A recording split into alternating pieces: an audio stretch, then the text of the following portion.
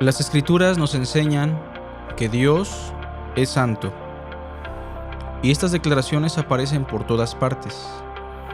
Probablemente el texto que nos viene más a la mente es Isaías capítulo 6, verso 3, que dice: Tú eres santo, santo, santo.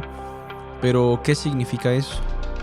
¿Y qué impacto puede tener este atributo o esta perfección del ser de Dios para nosotros?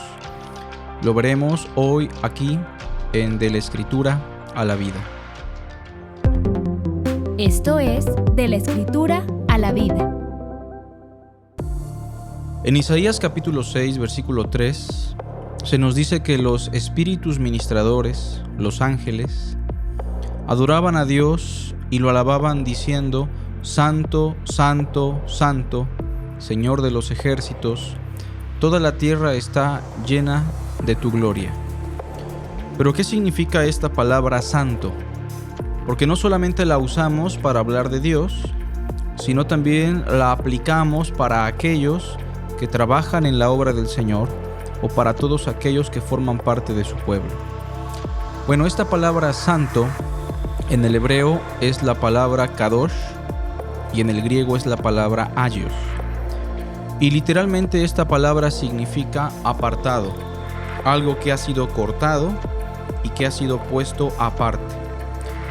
De manera que en primera instancia la palabra santo implica todo aquello que es apartado o está consagrado para un uso específico, para un uso especial. Pero cuando hablamos de Dios en particular y de su santidad, regularmente nos referimos a dos cosas. La primera y la más importante: Dios es santo, y esto significa que Dios es diferente a todo lo que existe, que Dios es único en su esencia, que no hay nadie quien se le pueda comparar, que Dios está por encima de todos y elevado sobre todos, y no existe nada ni nadie que se le parezca a Él. Esa es la primera implicación de tú eres santo. Por otra parte, la palabra santo en algunos contextos, refiriéndose al ser de Dios, también tiene implicaciones de moralidad y de ética.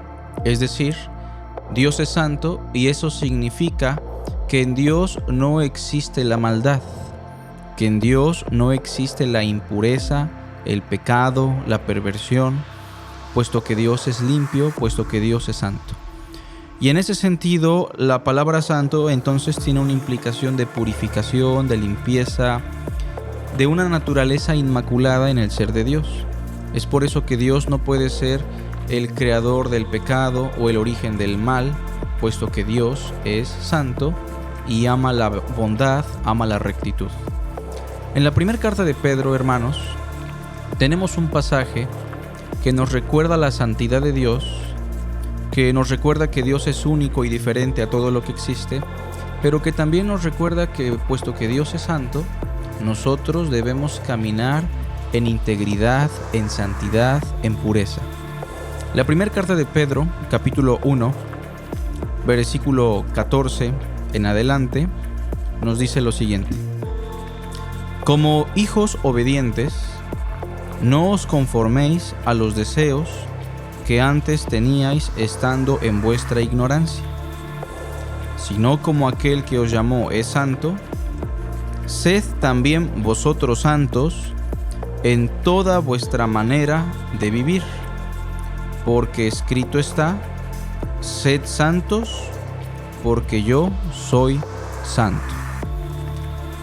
De esta escritura en particular a la vida práctica, tenemos que entender que al declarar que Dios es santo, al reconocer que nuestro Salvador es un ser diferente, puro y perfecto, nosotros tenemos una obligación delante de Él. Él nos ha llamado, como dice el versículo que leímos, versículo 15, como aquel que os llamó es santo. Y puesto que Él nos ha llamado siendo santo, nosotros tenemos la responsabilidad de vivir en santidad. Bueno, ¿qué significa eso? De manera muy concreta, significa que debemos vivir de manera distinta.